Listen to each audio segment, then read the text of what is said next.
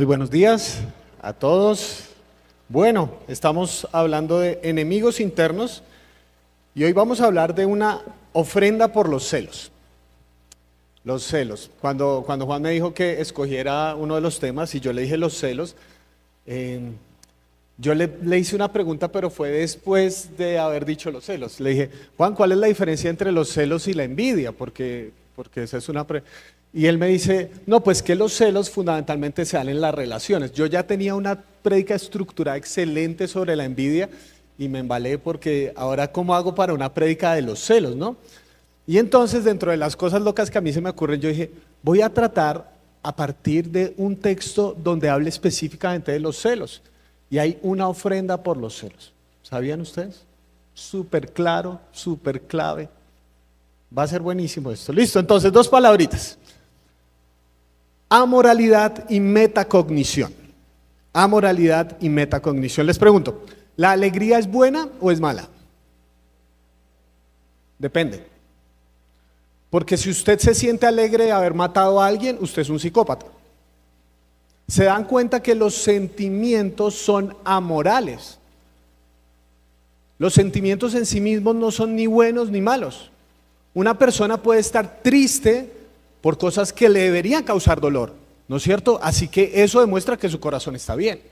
Entonces no podemos medir simplemente las cosas por los sentimientos que vienen. Los sentimientos son amorales. No tomamos automáticamente como la ira es mala. No. La ira a veces es la respuesta más adecuada a ciertas cosas. Por ejemplo, en la Biblia dice que Dios es un Dios celoso.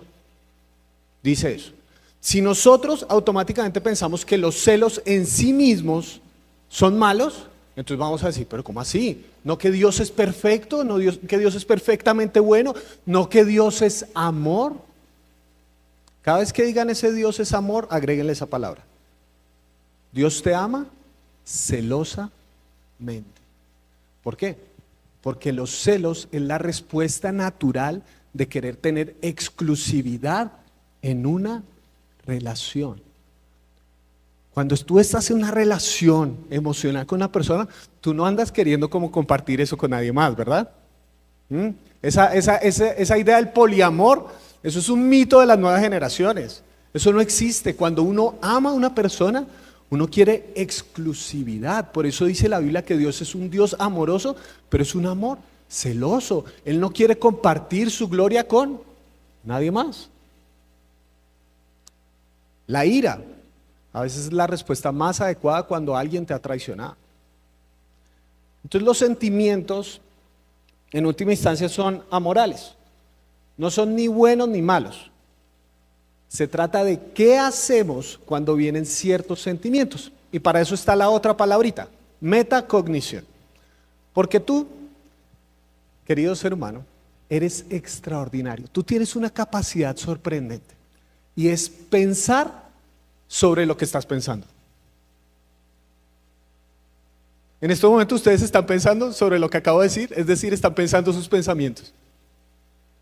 A ustedes les ocurre algo, ¿no es cierto? Y la primera pregunta que ustedes pueden hacer es, ¿por qué me siento así? ¿Se están dando cuenta de lo que están haciendo? Están pensando sobre lo que están pensando. Y no solo eso, sino que automáticamente ustedes pueden pensar, eso debe ser porque cuando pequeño yo reaccioné así. Si ustedes se dan cuenta de lo que está pasando, ustedes se están transportando en el tiempo en un grado de abstracción donde están reflexionando en el tiempo sobre lo que están sintiendo y pensando. Ustedes tienen una capacidad extraordinaria que es la metacognición y es no actuar por impulsos, sino reflexionar los impulsos. Entonces, dicho eso, creo que los celos tienen que ver precisamente con eso. Con que a veces son reacciones que salen de nuestro corazón, pero tenemos la capacidad de reflexionar sobre ellos y no actuar irreflexivamente. Esta es la tesis que quiero defender el día de hoy. Es que una persona celosa no es aquella que tiene temores o desconfianza, sino la que actúa irreflexivamente por esos sentimientos y pensamientos. Porque todos tenemos temores cuando nos acercamos a las relaciones. Tal vez por experiencias pasadas con la misma persona, con otras personas. Podemos tener miedos, inseguridades. Ustedes no se imaginan la cantidad de personas que yo he aconsejado. peladas preciosas, divinas, espectaculares y que no se sienten bien consigo mismas, tienen temores. Pero los celos es cuando actuamos irreflexivamente con base en eso. Ese dicho de no eres para mí y no eres para nadie, eso está mal. Eso está muy mal porque eso es actuar irreflexivamente. Es decir, vienen estos sentimientos y ¿qué hago con los celos? Y esa es la pregunta que creo yo nos responde ese mandato absolutamente extraño que es la ofrenda sobre los celos, que está en Números capítulo 5 y se los voy a leer para que ustedes vean qué es lo que debía hacer el pueblo de Israel cuando vinieran los celos. El Señor le dijo a Moisés: da al pueblo de Israel las siguientes instrucciones. Supongamos que la esposa de un hombre se descarría y le es infiel a su marido y tiene relaciones sexuales con otro hombre sin que lo sepa su esposo ni nadie más. Ella se contaminó, aunque no hubo testigos y no fue sorprendida en el acto. Si su esposo siente celos y sospecha de ella y necesita saber si ella se ha contaminado o no, el esposo debe llevarla al sacerdote. También presentará por ella una ofrenda de 2 litros de harina de cebada. No debe mezclarse con aceite de oliva ni incienso porque se trata de una ofrenda de celos para demostrar si ella es o no culpable. Entonces el sacerdote la presentará delante del Señor para que sea juzgada. Pondrá un poco de agua santa en un recipiente de barro y mezclará el polvo que tomó del piso del tabernáculo. Una vez que el sacerdote haya presentado a la mujer delante del Señor, le desatará el cabello y colocará en las manos de ella la ofrenda de prueba, es decir, la ofrenda de los celos, para discernir si las sospechas de su esposo son justificadas. El sacerdote se pondrá frente a ella y sostendrá el recipiente de agua amarga que trae una maldición para quienes son culpables. En ese momento, el sacerdote pondrá a la mujer bajo juramento al decir: que el pueblo sepa que la maldición del Señor cayó sobre ti cuando Él te haga estéril al causar que tu útero se encoja y tu abdomen se hinche. Ahora, que esta agua que trae la maldición entre en tu cuerpo y cause que tu abdomen se hinche y tu útero se encoja. A lo cual a la mujer se le exigirá decir: sí, que así sea. Entonces el sacerdote escribirá estas maldiciones en un trozo de cuero y luego las lavará para que caigan dentro del agua amarga. Hará que la mujer beba el agua amarga que trae la maldición. Cuando el agua entre en su cuerpo, si ella es culpable, le causará un sufrimiento amargo. Después el sacerdote tomará la ofrenda de los celos de la mano de la mujer y la alzará ante el Señor y la llevará al altar. Tomará un puñado de harina como porción simbólica, la quemará en el altar y le exigirá a la mujer que beba el agua. Si ella se ha contaminado siendo infiel a su marido, el agua que trae la maldición le producirá un sufrimiento amargo. Su abdomen se hinchará y su útero se encogerá y su nombre se volverá una maldición entre el pueblo. Pero si ella no se ha contaminado y es pura, entonces saldrá ilesa y todavía podrá tener hijos. Esta es la ley ritual para lidiar con los celos. Si una mujer se descarría y se contamina mientras está bajo la autoridad de su marido, o si un hombre siente celos y sospecha que su esposa le fue infiel, el marido debe presentar a su esposa delante del Señor y el sacerdote aplicará esta ley ritual en su totalidad. El marido será inocente de toda culpa de este caso, pero su esposa será responsable por su propio pecado. Creo que está bastante claro. ¿Hay algo más que decir? Oremos. En este momento usted hace una pregunta y es: ¿qué es esta vaina? ¿Qué es eso tan raro? ¿Sí o no? ¿Por qué Miguel no trae aquí aguas amargas y miramos a ver qué es eso tan raro, ¿no es cierto? Una observación importante, y eso es una pregunta buena porque significa que me están poniendo atención. Las mujeres en este momento me están mirando con cara de sospecha de ¿qué va a decir Miguel con eso de bajo la autoridad? Ajá. Una buena observación es que esto no es una historia. Esto es un mandato en caso de que pasara. No tenemos ningún testimonio en toda la Biblia de que haya una mujer que se le haya hinchado el vientre por causa de los celos o algo así por el estilo. No tenemos ningún testimonio. Este era un caso hipotético. ¿Qué pasaba si? ¿Eso qué quiere decir? Que pasaron miles de años, mucho tiempo. No sabemos si ocurrió o no ocurrió, pero tenemos una distancia histórica y esto fue en un marco legal específico, en un momento histórico específico. Entonces lo que nosotros tenemos que hacer como estudiantes de la Biblia, si usted está leyendo la Biblia en un año, probablemente pasó por Números, y esos devocionales son muy fregados, ¿sí o no? Uno lee números y eso parece un festival de sangre sin ninguna trama y uno dice, pero ¿qué le digo a Dios? Señor, por favor, que no se me hinche el vientre. ¿Qué le pido a Dios después de un devocional en esto? Lo que tenemos que hacer es mirar en ese instante cuál es el espíritu de la ley, hacia dónde apunta la ley. Y fundamentalmente quiero girar sobre 3 temas que veo en la ley. Primero de eso es bajo la autoridad de su esposo, porque tiene que ser así, ¿sí? Bajo la autoridad de su esposo. ¿Qué significa eso? En esa época, fundamentalmente, el matrimonio tenía el propósito esencial de procrear, ¿no es cierto?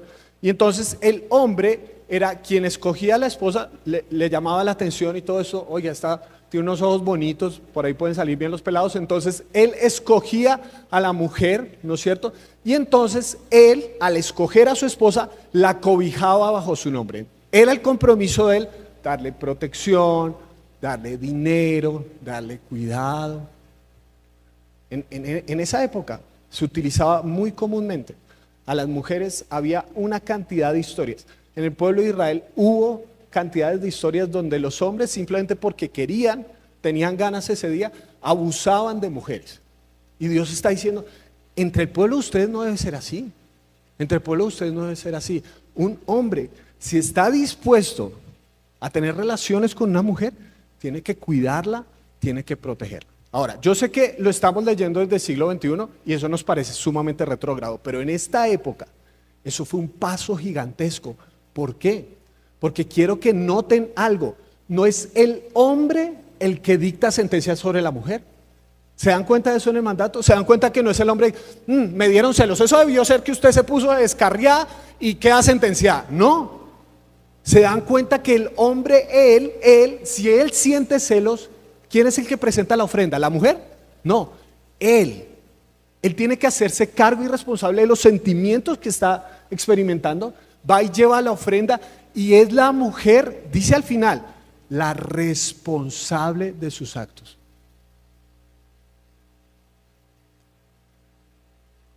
Esto me enseña algo muy importante cuando hablamos de los celos en las relaciones. Porque lo que Dios está haciendo es utilizar este concepto para nutrirlo de un nuevo significado. Este concepto de bajo autoridad no es una autoridad impositiva, no es una autoridad donde se hace lo que yo diga porque yo lo digo y porque yo lo sentí, sino es una autoridad que respeta a la mujer. Por supuesto, si habláramos del matrimonio en el Nuevo Testamento, creo que tiene un matiz diferente donde no es autoridad, sino los dos se sometan mutuamente por reverencia a Cristo. ¿Listo? Pero eso es cuando hablemos del matrimonio. Entonces, una idea muy importante que yo veo aquí en cuanto a los celos es que no somos dueños de nadie. Y el otro es un ser humano.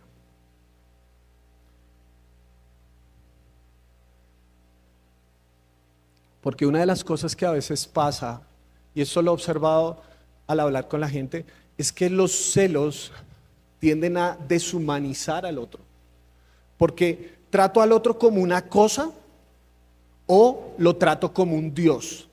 Es decir, utilizo al otro para que me dé, por ejemplo, seguridad. La seguridad que no tuve en casa, ¿no es cierto? Entonces, una cantidad de hombres que nunca tuvieron afirmación en su casa, entonces la mujer a veces la tratan como si fueran los perritos de los taxis. ¿Se acuerdan los perritos de los taxis? Que le dicen a todo que sí. O sea, espera que su esposa le diga todo que sí cuando él quiera y porque él quiere.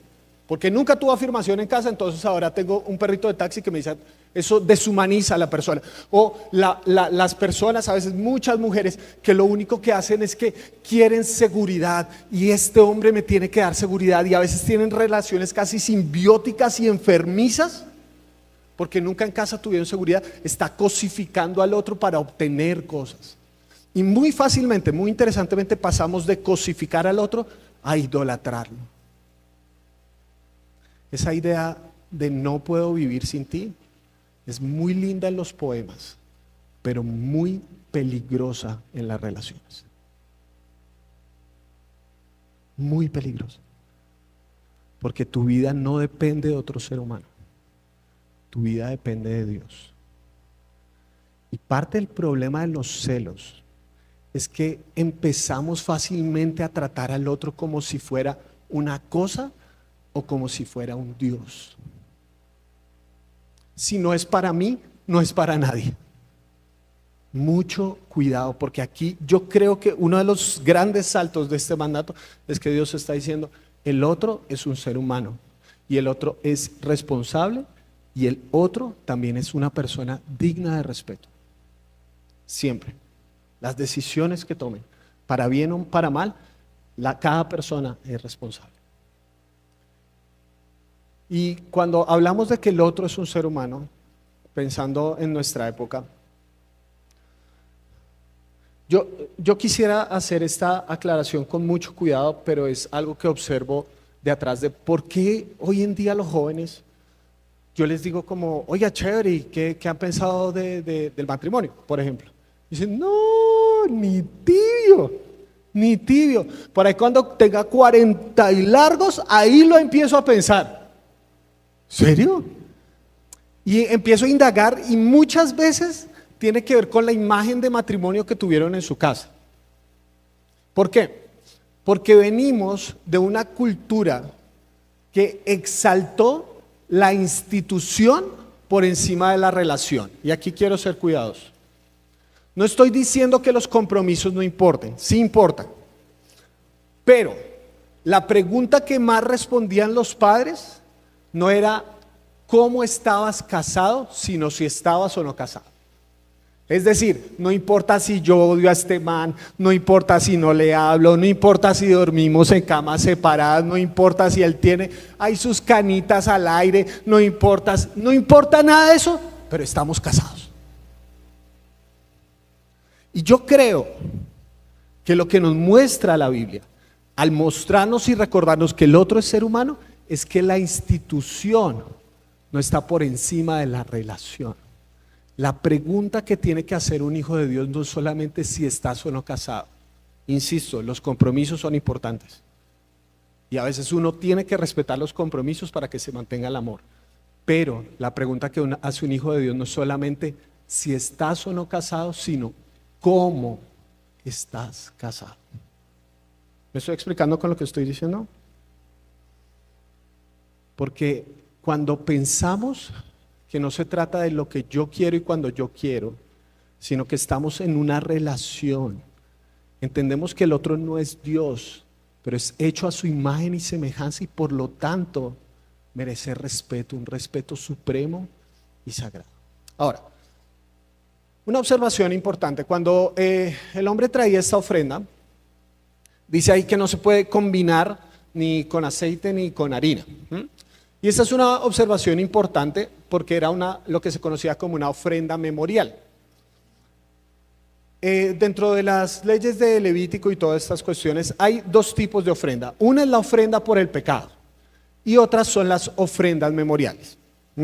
Las ofrendas por el pecado son cuando se cometió algo malo. Entonces, hay ofrendas por el pecado cuando yo lastimé a una persona, le dije algo que no debía, entramos en conflicto, entonces vamos delante del sacerdote y presentamos las ofrendas y pedimos perdón.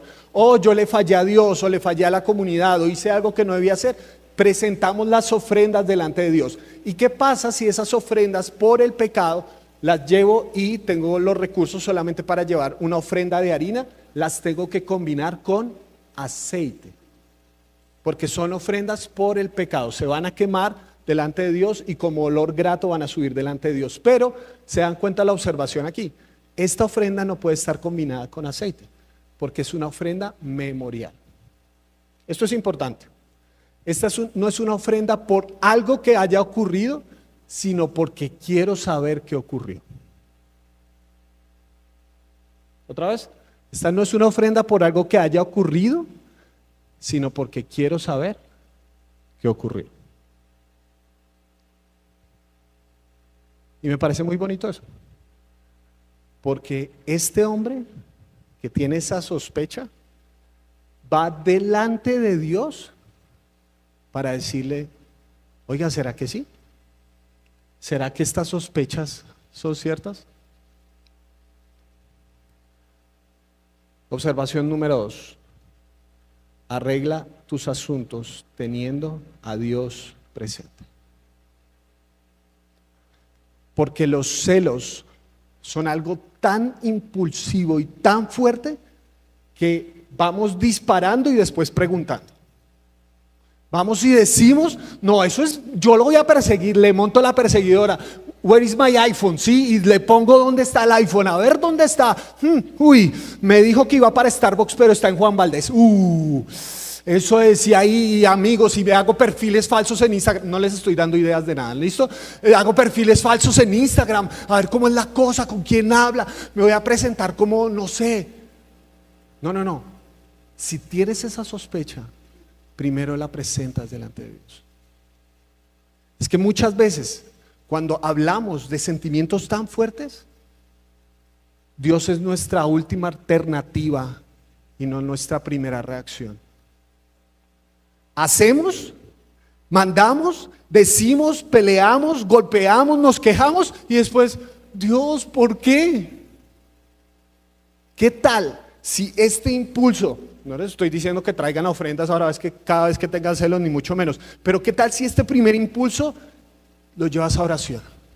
Señor, no entiendo qué está pasando, estoy sintiendo, probablemente tuviste razones para eso, no sé, viste una conversación, una mirada, lo que sea, pero probablemente son solo cosas que están aquí. ¿Qué tal si la primera reacción, vea, arregle sus cosas primero con Dios? Es que a veces tomamos decisiones en la vida como si fuera así, ¿no es cierto? Vamos diciendo, eso si sales porque es de Dios, no sea bestia. No es así. No es así. Es, primero voy delante de Dios. O sea, yo por un momento, ¿qué pasaría si convirtieras esta emoción tan fuerte, esta inseguridad, este temor, estos celos que tienes, si los convirtieras en una oración? ¿Qué pasaría si primero, tu primera reacción fuera eso? Porque no sabemos, puede ser una sospecha o puede ser claro, o sea, si usted sabe que le fueron infiel y evidentemente le fueron infiel, pues tomar la reacción de alejarse, pues es lo más natural del mundo, o sea, usted no es un súper cristiano, por eso es lo más natural del mundo. Pero es que estamos hablando en un contexto de sospecha, de no sé qué pasa, ¿cómo lidio con esto? Es que cuando hablamos de cosas espirituales a veces pensamos súper elevado, ¿no es cierto? Como que Dios, ¿no es cierto? Es que el pastor es espiritual, entonces ¿qué decimos con eso? Pensamos que Miguel se la pasa orando toda la semana y los domingos baja a las 9:30 de la mañana y vuelve a subir y todo. No, a Dios le interesan tus sentimientos. A Dios le interesan tus asuntos internos. Esos enemigos internos también le interesan a Dios. Y no importa cuántos años lleves caminando con el Señor, a veces tenemos inseguridades, tenemos celos. Aquí está hablando de una relación sentimental, pero ¿cuántas mamás son celosas de sus hijos? Hay mamás que me han celado con sus hijos. ¿A qué me refiero con eso? No, como a Miguel sí le hacen caso. Presente esas vainas delante de Dios. Presente esas cosas delante de Dios. ¿Por qué me siento tan inseguro? Yo ahorita soy el héroe de mi hijo y me encanta ser el héroe de mi hijo, pero va a llegar la adolescencia y espero que tenga otros héroes y probablemente voy a querer matar a esos héroes. Presento esto delante de Dios. ¿Por qué? ¿Será que lo estoy idolatrando? ¿Será que lo estoy cosificando? Arregla tus asuntos con el Señor. Y por último, quiero que noten, ya lo hemos hablado, pero recordando el proceso de este ritual, ¿cómo era? Entonces, una mujer se ha descarriado. Me gusta esa palabra porque es como toda burda y no sé qué significa, pero bueno, entonces se descarrió, se descarrió, entonces una mujer sospechan que se ha descarriado. Entonces el hombre no va y le dice cuánta cosa, no le revisa el WhatsApp, no le dice, sí, vea. No, sino que si tiene esa sospecha, va y presenta la ofrenda delante del sacerdote. Y el sacerdote entonces le dice a la mujer, listo, vamos a hacer ritual, hacer el de las aguas amargas, que se tomen las aguas amargas, ¿sí? Y pues yo simplemente tengo una teoría, qué ritual tan largo, ¿no es cierto? Y qué ritual tan largo y tal, a mí me preocuparía, yo me pongo en los pies de la mujer, imagínense que estén preparando esa colada ahí, horrible, ¿no es cierto? Y empieza el sacerdote.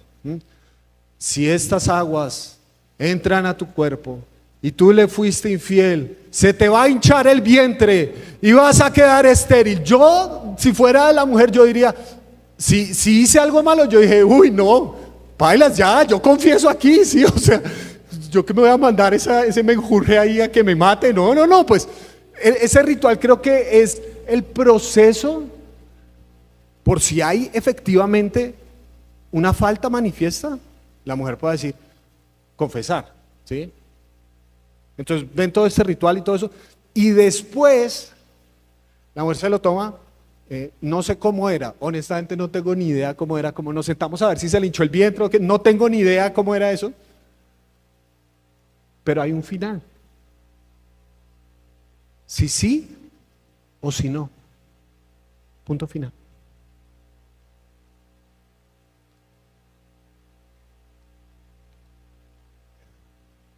Para que creo que tomemos conciencia de algo, y es que en una relación nuestras decisiones afectan al otro, siempre, ineludiblemente.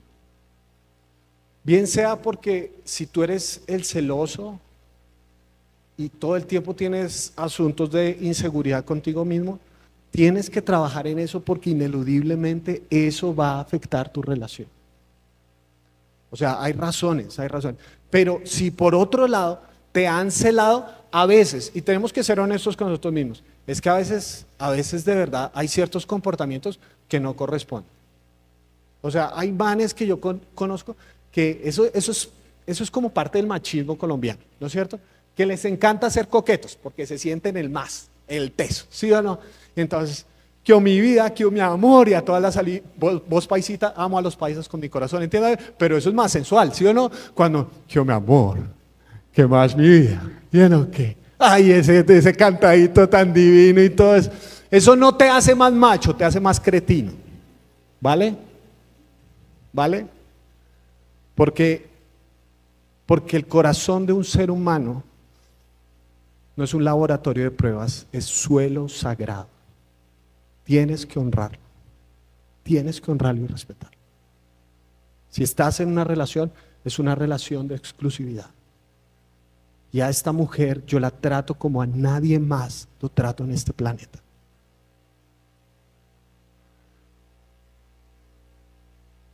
Si has dado razones para eso, si en tu historial tienes evidentemente cosas que han causado inseguridad en el otro, pide perdón. Pide perdón, restaura, borra conversaciones. A veces algunos les aconsejo borren historiales, historiales no sean sucios, historiales no, borren aplicaciones de su celular. Juan recomendaba también, cuando hablábamos de la lujuria, para algunas personas tienen que tomar el caso extremo de comprar un Nokia 1100, porque el corazón del otro es suelo sagrado. Pero si te han celado sin ninguna razón, y a veces te sientes que te han tratado como si fueras una posesión, o te han endiosado de una manera que no es sana para la relación, hablen de eso, solucionen sus asuntos. Nunca jamás, eso es problema de él o eso es problema de ella. No, en una relación ineludiblemente lo que yo decida va a afectar al otro para bien o para mal. Y este es el punto para mí más espectacular de ese ritual. Se acaba. No, se demostró que efectivamente esta mujer no le fue infiel. Fin. No es que, bueno, entonces presentemos otra ofrenda hasta que sí. Fin. Ya, supérenlo. Sigan adelante. Tomen una decisión consigo mismos de no volver a recordar constantemente el 3 de diciembre de 1974. Fin de la historia. Porque tu corazón necesita seguir adelante para construir relaciones que valgan la pena. Estaba leyendo sobre el pez globo. El pez globo, puse una caricatura porque son horribles. y me iba dando como estrés si hubiera puesto, ahorita en la casa buscan fotos de pez globo, son inmundos, ¿sí? A mí me daba como, uy, como cosita, entonces por eso puse una caricatura. Yo no sabía, pero el pez globo es un manjar para los japoneses específicamente, es un manjar, sí, de las altas, ¿sí? ¿No es cierto? Vamos a comer pez globo, lo llevaron, mejor dicho, al top, top. Pero tiene un componente adicionalmente muy importante. Estuve hablando con un amigo chef y yo le dije, ¿qué hacía de especial eso? ¿Saben cuántos años tiene que estudiar un chef para poder preparar pez globo? Tiene que pasar al menos 15 años, 15 años de estudios, de cortes, porque este pez en particular es sumamente venenoso. Le tienes que sacar adecuadamente el hígado, los ovarios y cortar exactamente y muy adecuadamente la piel de cierta manera. ¿Por qué? Porque es tal su capacidad venenosa que si tú consumes, no me acuerdo cuánto era la relación, creo que eran como casi 10 gramos, una cosa así pequeñita, de pez globo envenenado, es como si te tomaras una pepa de cianuro. Entonces, ir a esto es básicamente una ruleta rusa, ¿sí? Delicioso, un alimento espectacular o un veneno mortal. Así son los celos. En sus adecuadas proporciones, cuando llegan y tú reaccionas y te preguntas a ti mismo, ¿qué hago con esto? ¿Cómo lo manejo? No me voy a desquitar con el otro, sino que lo manejo con Dios. Cuando viene y tú, metacognición y amoralidad, ¿se acuerdan? Cuando tú piensas sobre eso y dices, bueno, esto me va a generar una conversación con esa persona, o tengo que hablar con Dios, o tengo que buscar ayuda de un terapeuta para que me ayude a arreglar mis cosas. En sus adecuadas proporciones puede ser fantástico. Pero cuando lo haces en cocción lenta, te va a envenenar. Cuando sigues ahí, cuando sigues ahí. Es que hay gente que se siente orgullosa de ser celosa. Si yo no hubiera sido celosa, no me hubiera dado cuenta que ese desgraciado me fue infiel. ¿Te estás dando cuenta? ¿Te estás sintiendo orgullosa de que un ser humano te dañó de tal manera que ahora todas tus relaciones las enfrentas con inseguridad? ¿Te sientes orgulloso de eso? Si sigues alimentando los celos, tarde o temprano te van a envenenar a ti mismo. Porque aun si eso que sospechas fuera cierto y tú sigues usando los celos como tu lenguaje primordial, vas a envenenarte. Pero mi deseo es que en tus relaciones tú puedas experimentar lo siguiente, que tu relación se caracterice por el gozo, no la desconfianza, por el respeto, no la sospecha, por la humanización, no la idolatría ni la cosificación.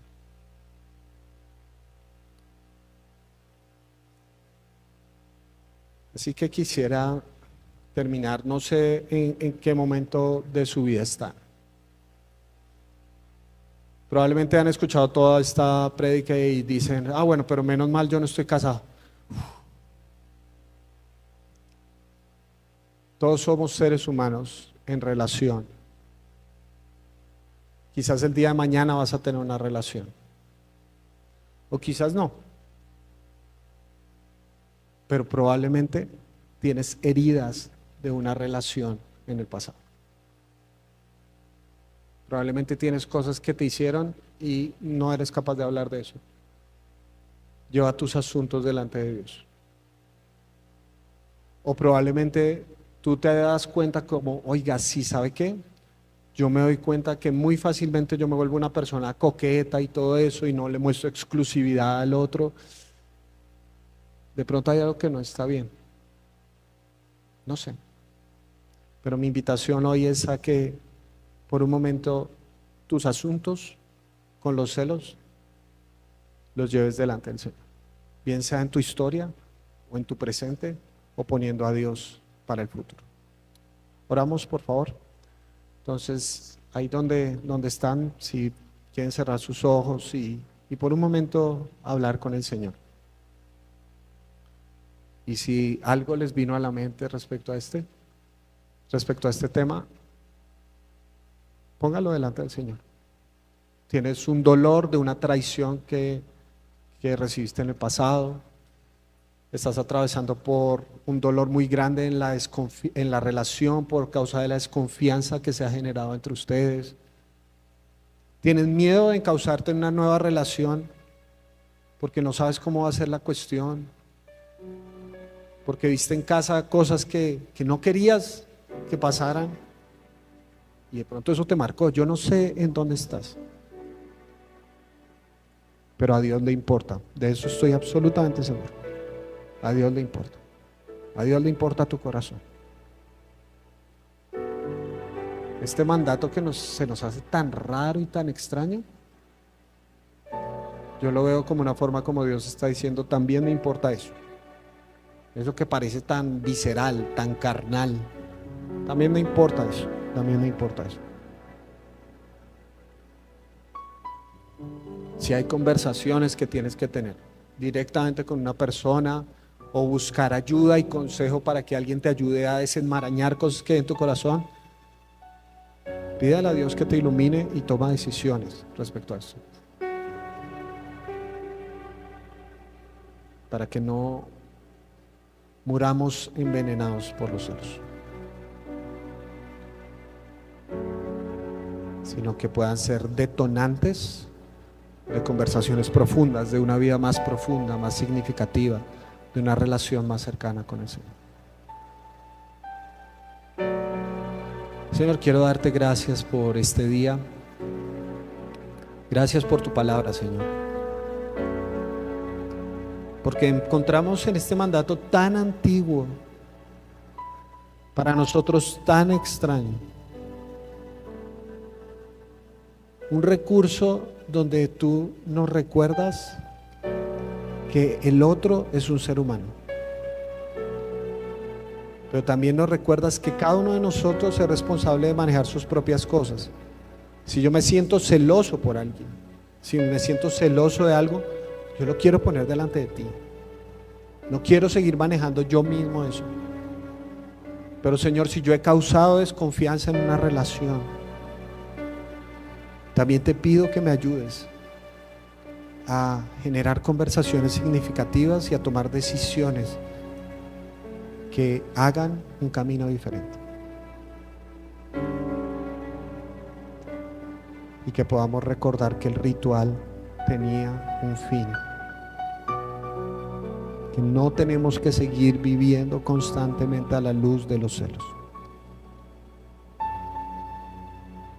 Señor, tú conoces ese corazón de cada uno de los que está aquí, conoces sus relaciones, conoces los dolores que pueden estar pasando. Y yo te quiero pedir que por favor tú nos guíes y nos orientes sobre los pasos que debemos dar para no vivir unas relaciones a la luz de los celos, sino a la luz de tu palabra.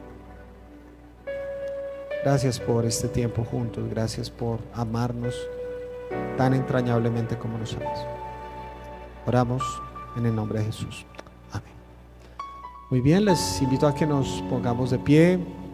Vamos a despedir la reunión y poner nuestra semana delante del Señor, que el Señor nos ayude, nos guíe. Recuerden que el miércoles estamos teniendo nuestro tiempo de oración, 6:30 de la mañana. Los queremos animar para que se puedan conectar y compartir en los diferentes grupos que estamos teniendo, bien sea presencial o virtualmente, que nos sigamos conectando. Oremos para despedir la reunión. Entonces, Señor, te agradecemos por este tiempo juntos, por poder adorarte, exaltarte. Gracias por tu palabra, porque en ella nos das recursos para enfrentar todos estos enemigos internos que tenemos, Señor, todas estas sensaciones y sentimientos que son tan fuertes, Señor, y que queremos gestionar de la mejor manera, y la mejor manera es a la luz de tu palabra y lo que tú nos enseñas. Gracias por este tiempo, Señor, gracias por la semana que viene. La ponemos delante de ti, Señor, pidiendo que nos acompañes en nuestros retos, desafíos, en trabajo, en casa, en el colegio, la universidad, donde quiera que estemos, Señor. Ponemos nuestra vida delante de ti, que te podamos adorar en cada instante, Señor, y llevar tu nombre a todas las personas que nos rodean, Señor. Pedimos que nos lleves con bien a casa, en el nombre de Jesús. Amén. Bueno, que estén bien, queridos hermanos, que el Señor los bendiga.